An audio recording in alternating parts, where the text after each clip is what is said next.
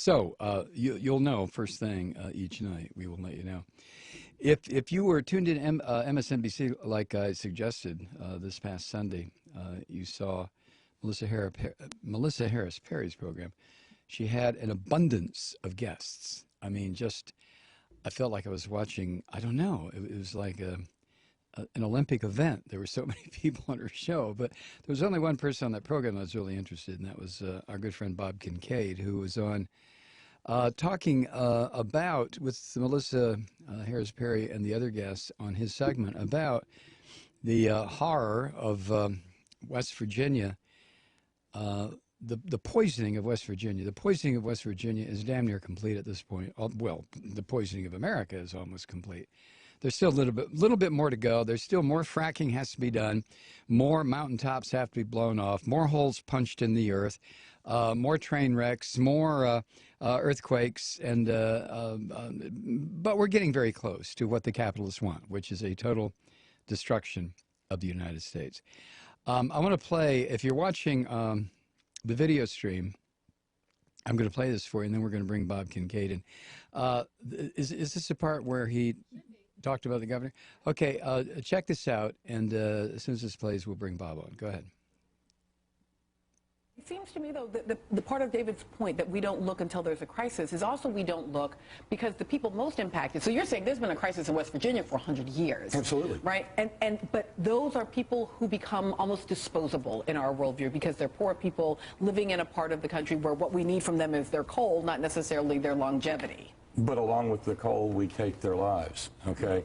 I'm sick unto death of hearing the right wing, the industry say that regulations kill jobs, poisons kill people, Melissa. Mm-hmm. Can you imagine in those 8 hours on January 9th, while Earl Ray Tomblin was dithering and not shutting down the water system, can you imagine being a new mother giving your newborn infant its first bath in poison water? Or mixing your formula for your 8-month-old in with this water from the tap. I mean, this when you turn on that tap water, you expect to be able to give your baby a bottle from it. Right, but you see, we accord trust to these corporations who are only geared toward profit, not human well-being. We accord trust to them that they are not due, because we all know that if on the morning of January 9th there had been a note delivered to the governor of West Virginia saying that some terrorist organization had just put 10,000 gallons of poison in the water supply, he would have said, cut it off now. Oh, that is such an important point. And instead he dithered for 8 to 10 hours.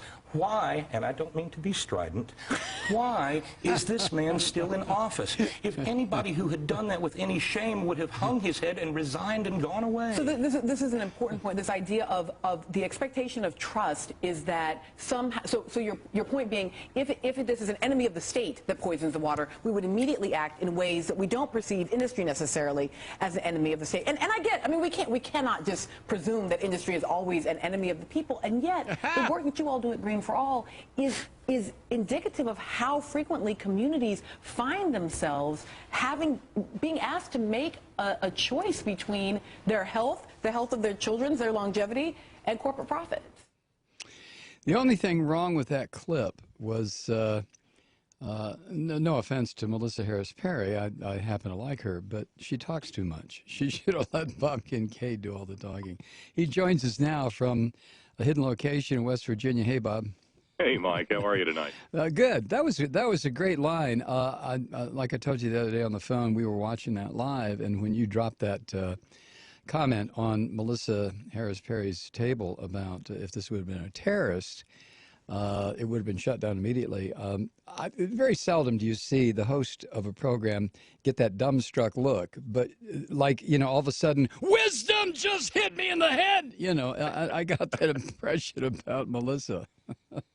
I was just, frankly, Mike, I was looking for that hook from behind the curtain. Yeah. I was okay, and go to break and get him out of here.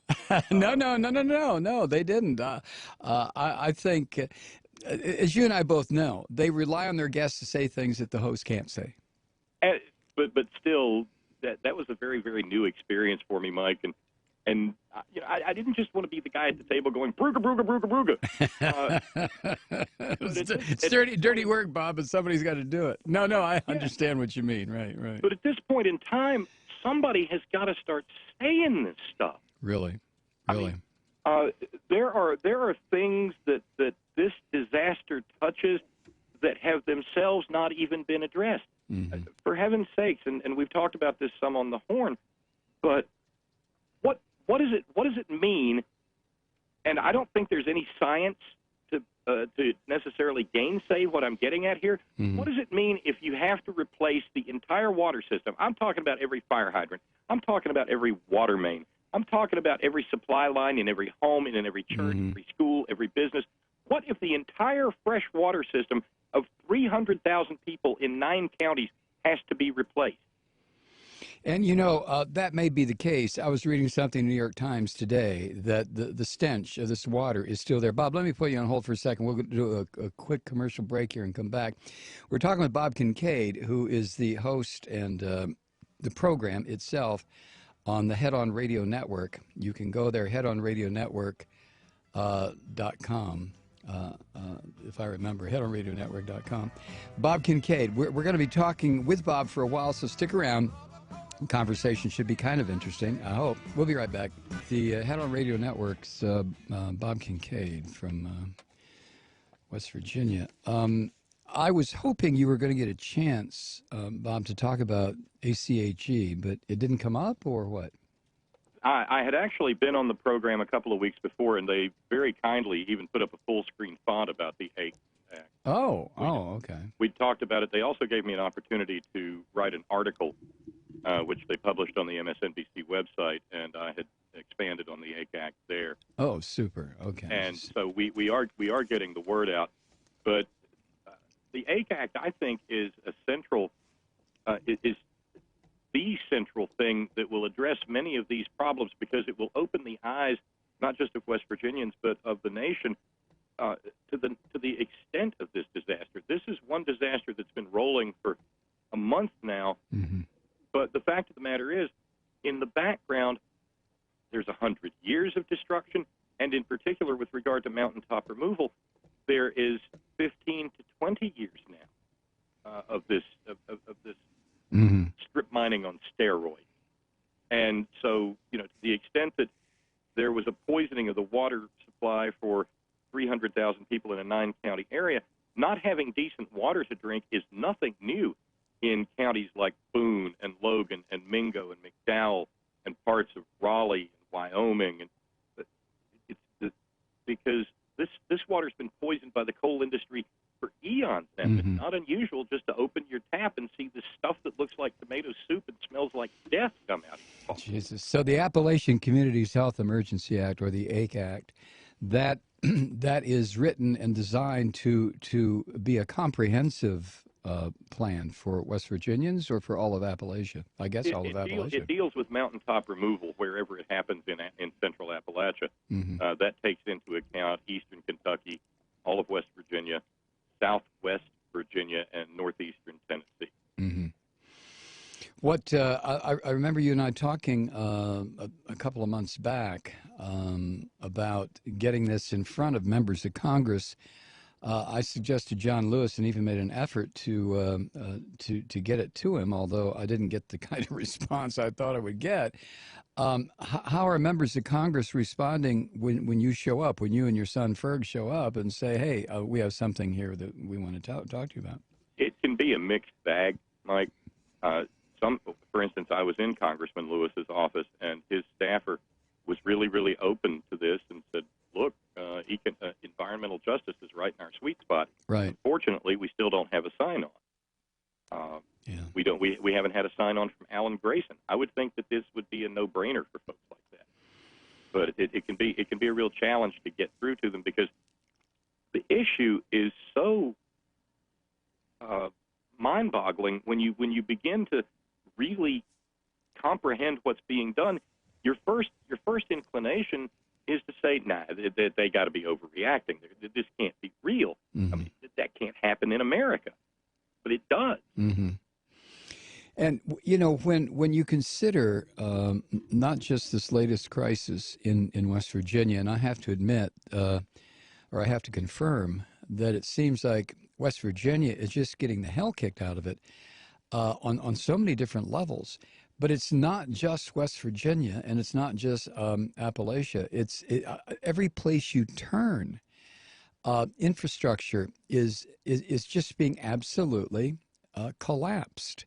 It's being that part of it that has not yet collapsed is corroded. It's destroyed, and I'm trying to figure out. And I mean this question honestly. What in the hell are these people in Washington doing? What are our representatives and senators doing? The whole country is in desperate need of infrastructure work, which would put millions of people to work. It would generate all kinds of construction business and all the tangential businesses.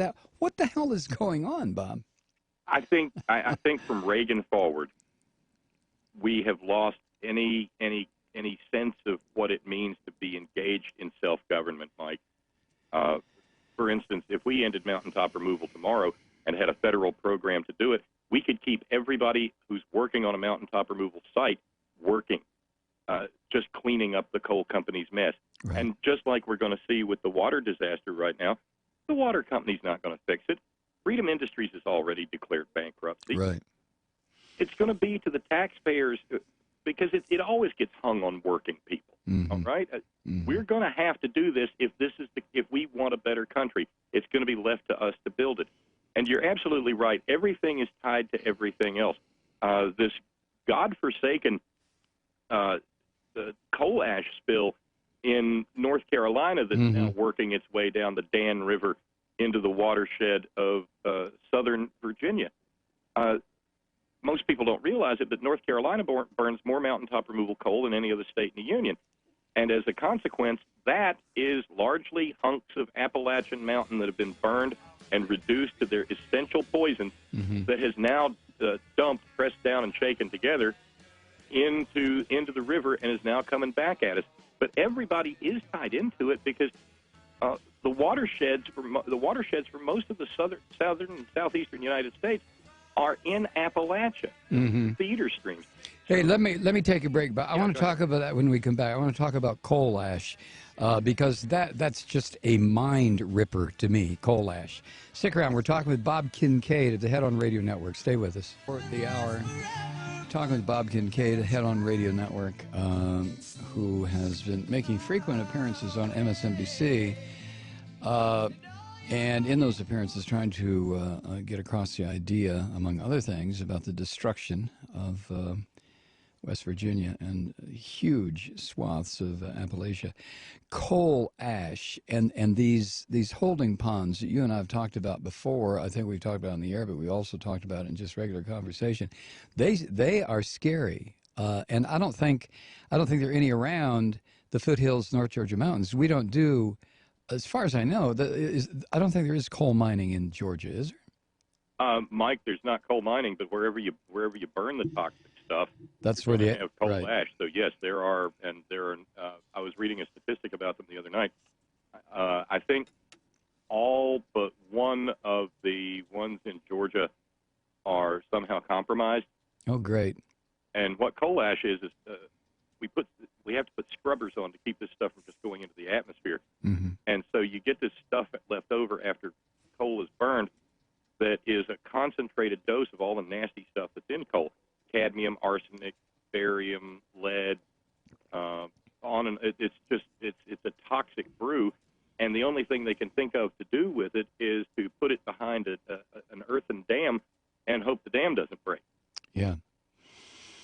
On the other hand, the stuff that we've got here in Appalachia they're sludge impoundments. After the coal preparation process chemicals are used up, they pump all the filth up behind an earth and rock dam. Literally, it's made out of dirt, compressed dirt and rock, into giant lakes of toxic waste. And all of these dams leak, and there are 19 of them in 2 counties alone in West Virginia. There are 1,100 coal ash dams across the United States. Good God. And nobody knows they're there because nobody thinks. You know, it begs the question, though, if that's the proper use of that phrase, why is this, first of all, why did the corporations do it knowing full well that these things are going to collapse, they are going to pour into the Dan River or whatever river happens to be nearby where this stuff eventually winds up? Has it really, you know, I talk on this program a lot, as you know, about corporations just don't give a damn.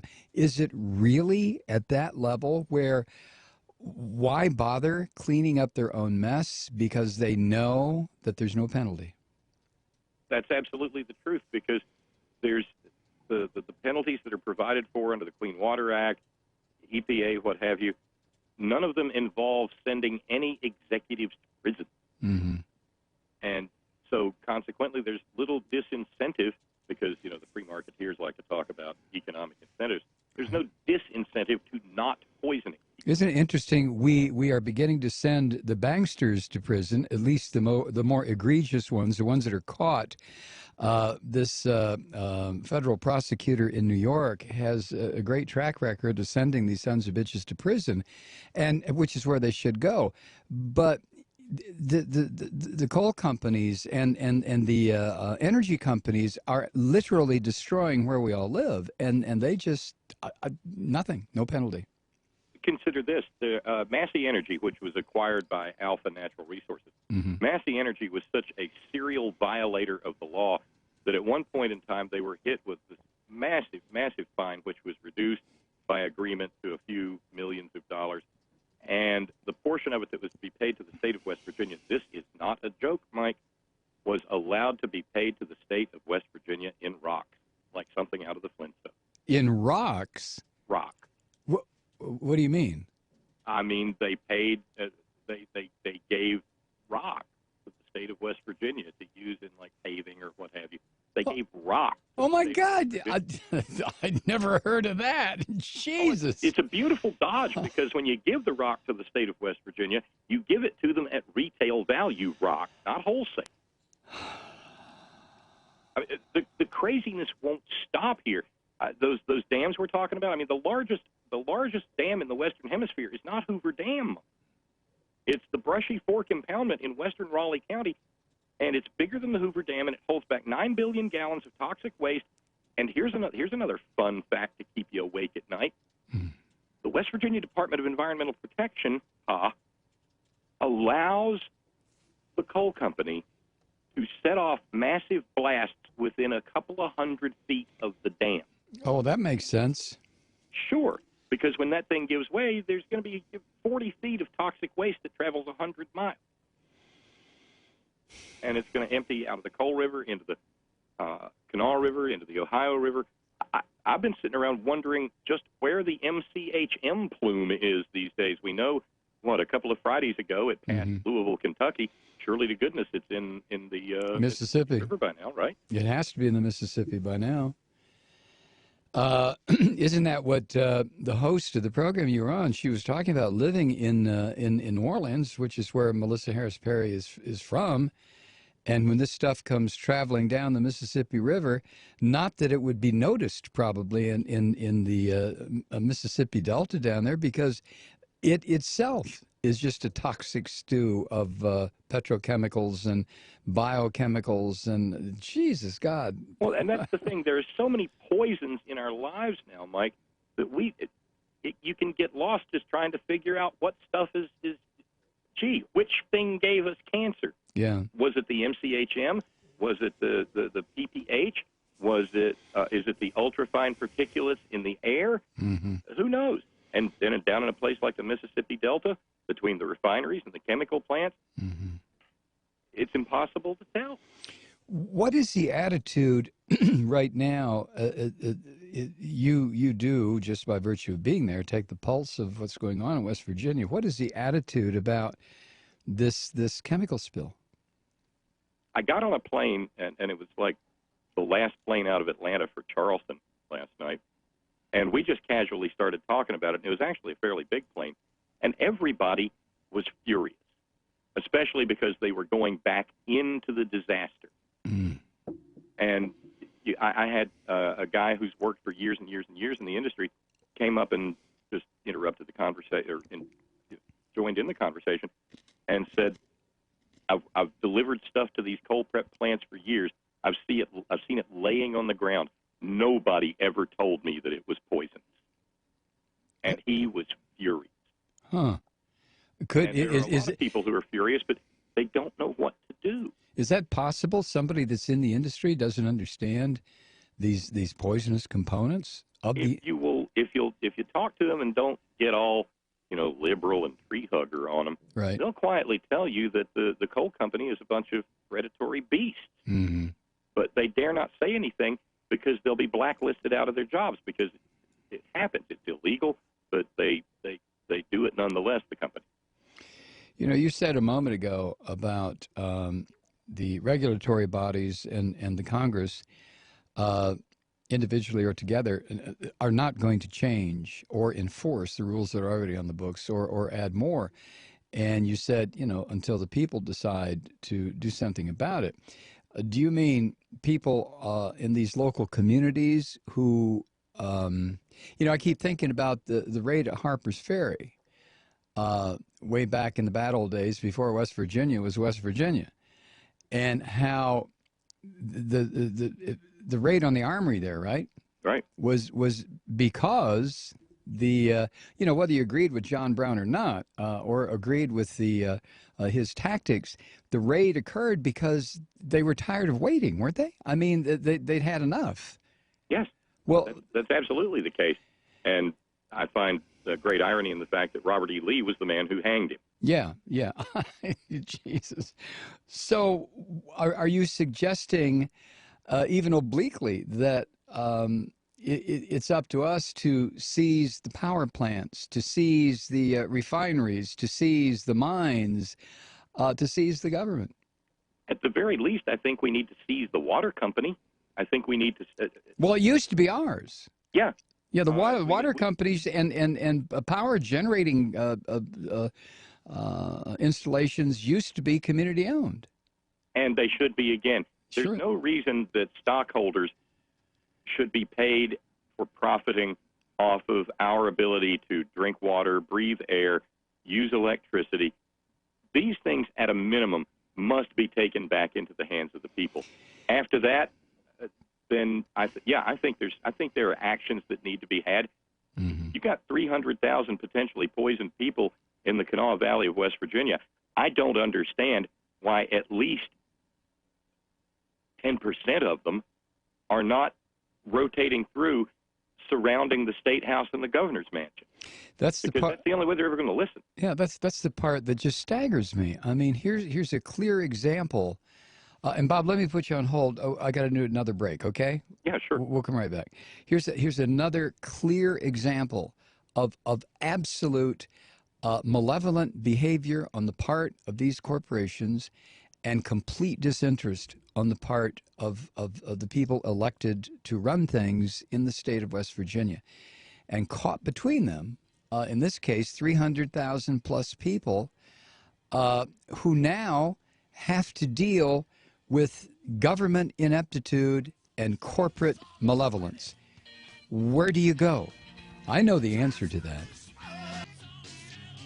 The where is the article? I'm trying to find the article that was in either yesterday or today's New York Times, Bob, about the people in that area of West Virginia who are still dealing with what was the latest? People turned on the water and that stench of that chemical comes flooding out with the water.